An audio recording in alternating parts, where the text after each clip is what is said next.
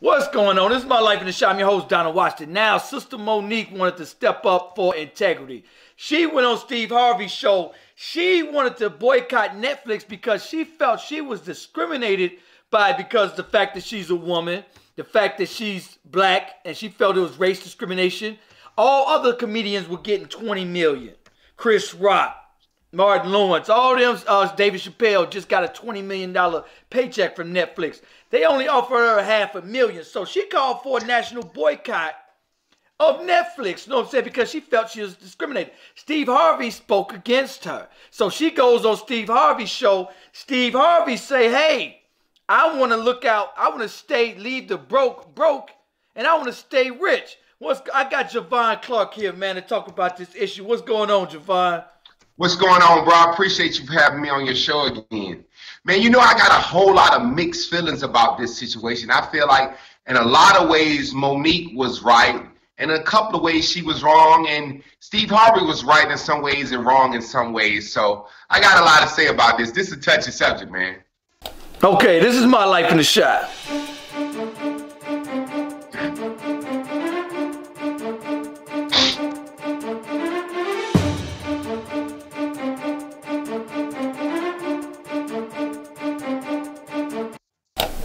So I'm gonna bring you guys what was said at this. I'm gonna bring you guys Malcolm X, brother Denzel Washington released a statement.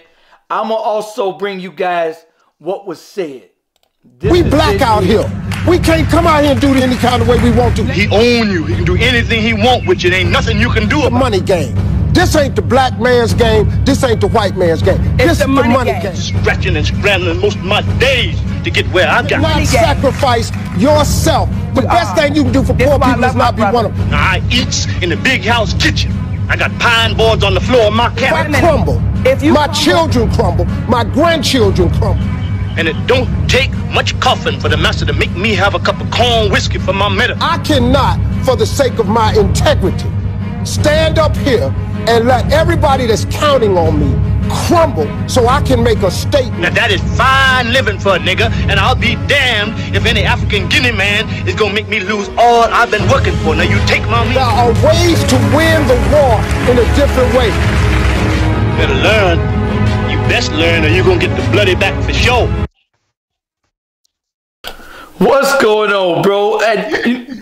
You know, let me release, brother Denzel Washington just released a statement, and I wanted to show that. Here you go. To understand this type of man, you must understand that historically, there were two types of slaves, the house Negro and the field Negro. Now, the house Negro, he lived in the house, next to his master, in the big house, either in the basement or up in the attic. He dressed pretty good, he ate pretty good, what the master left him. He loved his master. I say he loved his master better than the master loved himself. If the master said, we got a nice house here, he said, yeah, boss, we got a nice house here. Master's house caught on fire, the house Negro would be the one who'd run to put the blaze out. If the master got sick, he said, what's the matter, boss? We sick? We sick. You see, this is the thinking of the house Negro. Now, if another slave came up to him and said, let's run away, let's separate, let's get away from this cruel master, he said, why? What's better than what we got here? Run away, I'm not going anywhere. This is the house Negro. In those days, we called him the house nigger. And that's what we call him today, because we still got a lot of house niggers running around. What's going on, Javon? What's going... Man, this is a touchy subject, man, because I can understand both of their point of view. First of all, let me address Mo'Nique. I get tired of celebrities asking us to boycott with them whenever they get burned by Hollywood, which is an industry they wanted to be in. They know Hollywood is racist, and all of a sudden when you don't get what you want the entire black race to boycott Netflix with you. You want me to take away something that I like having, Netflix. I love documentaries. You want me to take away Netflix documentaries from my household, from my children, because you didn't get what you want. I understand her point. I agree. It was sexist. It was racist. It was a lot of different things. But you cannot tell someone how much they think you're worth. You just can't do that. So that's how I feel about Mo'Nique. As far as Steve Harvey concerned, Steve Harvey made a lot of statements that people say are coonish. I understand them to a certain degree, meaning he can't jeopardize his money for standing up for a cause. However, brother, you got a lot of money. You know, your kids ain't going to be in the poorhouse. He should not have put his mouth on Mo'Nique's situation. I believe as her personal friend, when she was going through her situation, he should not have came out on national television and said that she burnt her bridges. I believe that was totally wrong. As far as integrity is concerned, Steve Harvey has to remember he is afforded a place on TV because of people like James Baldwin standing up, Martin Luther King standing up, Harry Belafonte standing up, James Earl Jones standing up, Richard Pryor standing up. A lot of black celebrities and a lot of black people in Hollywood stood up so he could sit up there on TV. Do not air our business out before them. Do not sit here and say black man need to wear a mask in front of the white man. You don't need to do that, Steve. You know what? Absolutely. So one of the things that I talk about is group economics on my show. And that, you know, a lot of these celebrities, they get, and I honestly believe that they will sabotage you if you try to reach back for your people. I try to understand why some of these celebrities go out buy Bentleys instead of businesses for their people. Do you see the Chinese going out buying $18 million watches and not the Chinese community not own one business? So our celebrities are going out, moving out of their community. They go move to the Hollywood Hills. They paying taxes in their community. They don't shop in the black community. They don't live in the black community, pay taxes, hire from the black community. And this is one of the things that I'm upset with our celebrities, because they leave us in the dust. They don't reach back. And then for Steve Harvey to say, best thing you do for poor people is to leave them poor. Yo, brother. And he said not be poor. Like not be a good example. That was the dumbest shit I ever heard in my life. The best thing you can do for poor people is to help poor people. Like I said, it's a double-edged sword, because like you were just saying with group economics, people like Mo'Nique, people like Steve Harvey, benefit off the black community and leave us in the dust. And the second Hollywood treat them bad, or they suffer racism, they want us, the whole black race, to get behind them. You know, it's no different than the big guy Terry Crews. You in Hollywood, you pop locking, you dancing, you doing all type of homosexual acts. Then a man walk up to you and grab you by your balls. You want the black race to get behind you. You know what I'm saying? Where were you at? Where were you at in certain situations? So that's the thing I don't like, how celebrities think they can tell us when to boycott when their feelings get hurt. You know, they are sheltered in a certain way with their money, their home, their community, their tax bracket. They're not brutalized by the police. They're highly known. But the second something happens to a celebrity, they say, hey, I need the whole black race to get behind my cause. What are you doing for the black race when you in there smiling at them white folks? So I'm not saying that I disagree with Mo'Nique, because Mo'Nique is making a major stand. She's standing up for blacks. She's standing up for women. But at the end of the day, is comedy shows really that important for the black race? And so, you know, you made a good point. Those celebrities will be absolutely nothing without our dollars, without our support. So now, Steve Harvey, you're going to say, F them.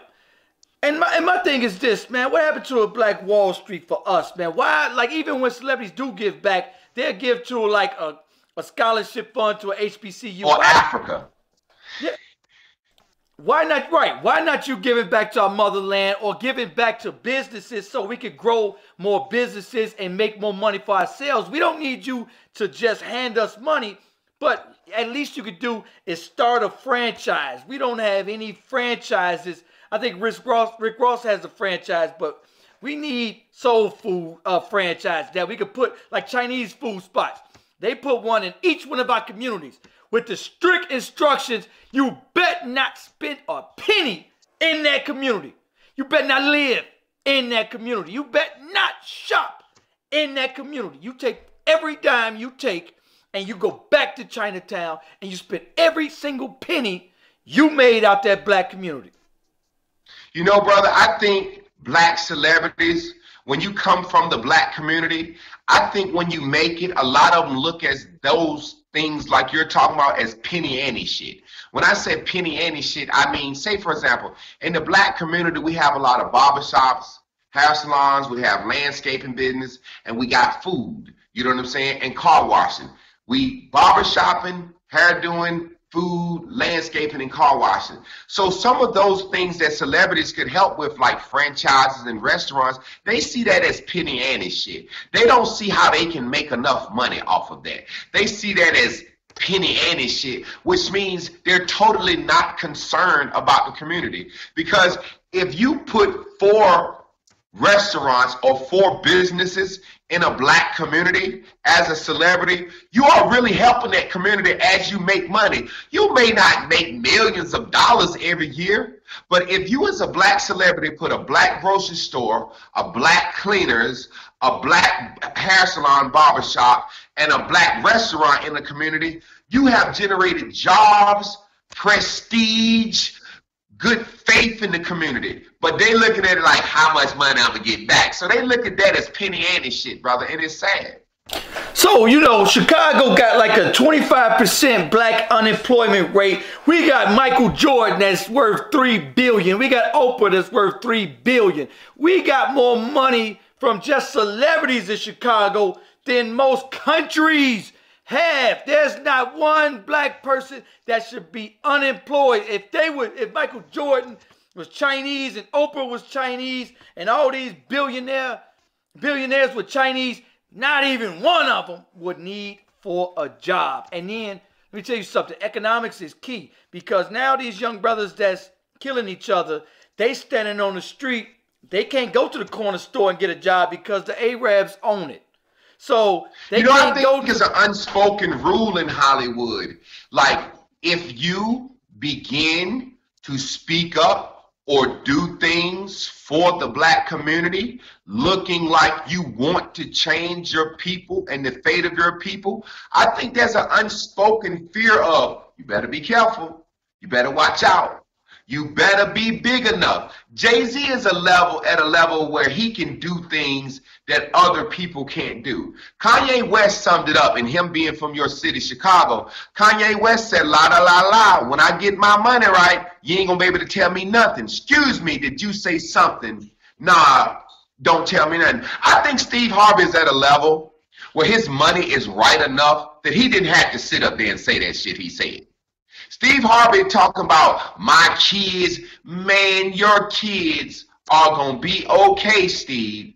You sat up there, you cut our sister down, and you said on national TV, black men in particular, but black folks cannot be ourselves and still make a dollar. You basically said we have to quiet who we are, put black issues on the back burner in order to get a dollar, and that is not true, because you are on TV, because like I said, James Baldwin, Harry Belafonte, Nikki Giovanni, Muhammad Ali, you are on TV with a position because black celebrities would not do exactly what the fuck he trying to tell Mo'Nique.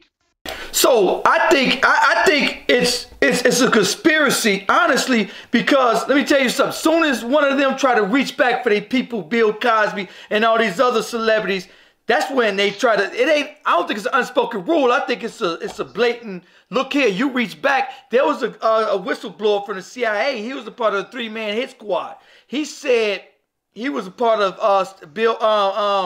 Bob Marley being assassinated. They said as soon as Bob Marley tried to use his platform to speak up for his people, they was after him.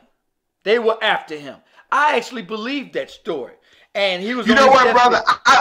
I believe a lot of those things. Like, say, for example, I believe they came after Bill Cosby. I believe they came after OJ, Kobe Bryant, anybody. You ain't even got to be speaking up if you're getting too big. But this is the sad thing about it. In the black community, we have to keep our nose clean. Meaning, when we play this Hollywood game, we know how they are. So we know they are going to use something to come at us.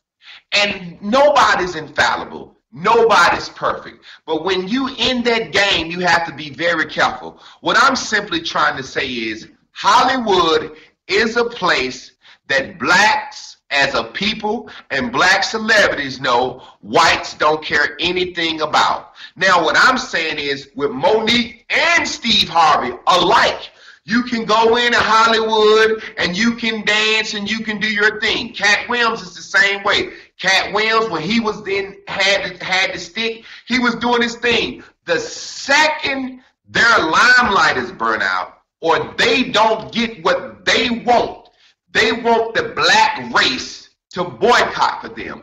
I'm simply saying, as a whole, I saw a meme the other day, brother. It said, Black History Month, little known fact. And it had a black woman on there saying, this is this black lady, the first black woman and only black woman on Star Trek.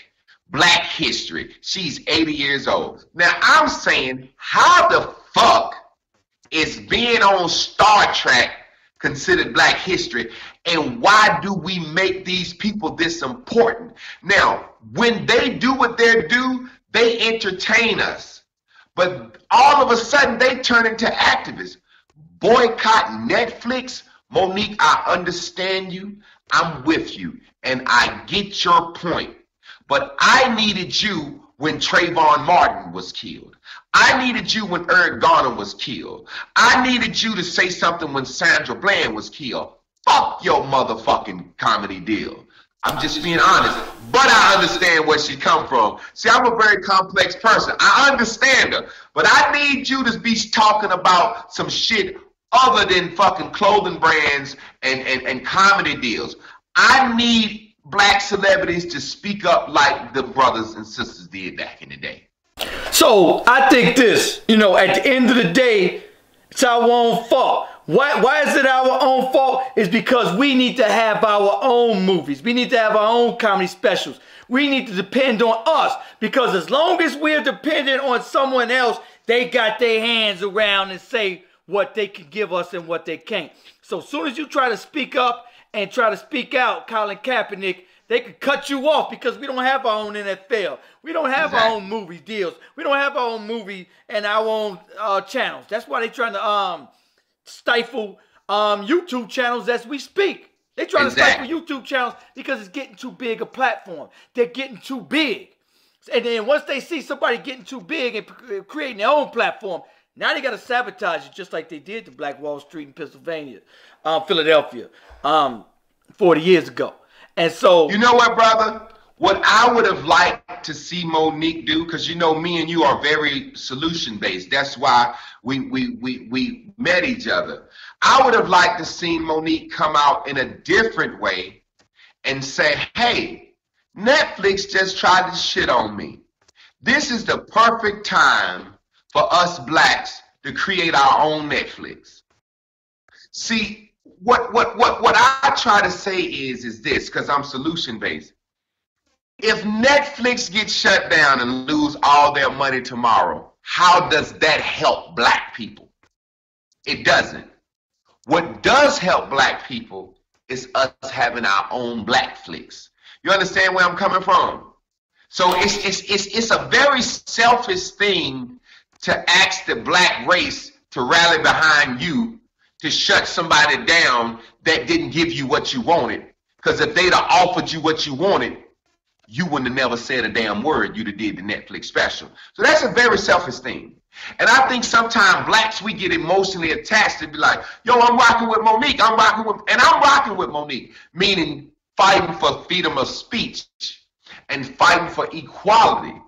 But it's just a situation where if they'd have gave you what you wanted, no problem, no harm, no foul. So instead of us boycotting Netflix, I would have loved for Mo'Nique to call up all her celebrity friends and say, look, these motherfuckers just tried to play me, y'all. We got to go in and do our own Netflix. And I think she could have rallied us together without even white folks knowing. And then all of a sudden, Blackflix pop up and the white man be like, damn, I got some competition. So when we go out and we speak publicly about how wrong we got done and give white folks to figure out how to do a deal. Okay, Mo'Nique saying boycott Netflix. We give them $5 off all Netflix. You know what I'm saying? And give them a time to adjust they think. No, shh, don't say nothing. Call up. You remember they said real G's move in silence? You remember that saying? Shh, don't say nothing. Hey, Steve, hey, this and that. Netflix just played me. Y'all see how they hooking these people up? Let's start our own Netflix. All of a sudden, Blackflix, now Netflix, like, damn, that come from what we tried to play Mo'Nique. That's what I'd rather see. You know what I'm saying? So, you know, one of the things I want to see celebrities doing, man, is putting other people on. Once you get on, that's why I got love for Kevin Hart. He put Tiffany Haddish on. Seen her sleeping out her car. He said, sister, look here. I'm going to take you by your coattail. I got respect for Spike Lee. Let me tell you something. Spike Lee put every Denzel Washington, Wesley Snipes, Samuel Jackson. They was nobodies. He said, you know what? I'm going to take all y'all and put y'all. See, and that's something Tyler Perry has. Tyler Perry takes like known actors already in the game. Spike Lee said, you know what, man? I'm going to have an all new acting crew. And he put them all on. And the rest is history from that. Exactly, brother. You know, I think when it's all said and done, I do respect Mo'Nique and Steve. This is what's so funny about it. This is how I know Steve Harvey on some really, really, really left-handed stuff. Watch this. What he's saying Mo'Nique can't do, he let her do on his show for ratings. You get it? Now think about this, brother. He's saying, as black folks, we can't be black in public. We playing a money game. We can't talk this civil rights and protest stuff on the white man platform. But for ratings for his show, they're up there talking that exact same stuff. You get my point? Right, so he's talking about... He tried to silence her.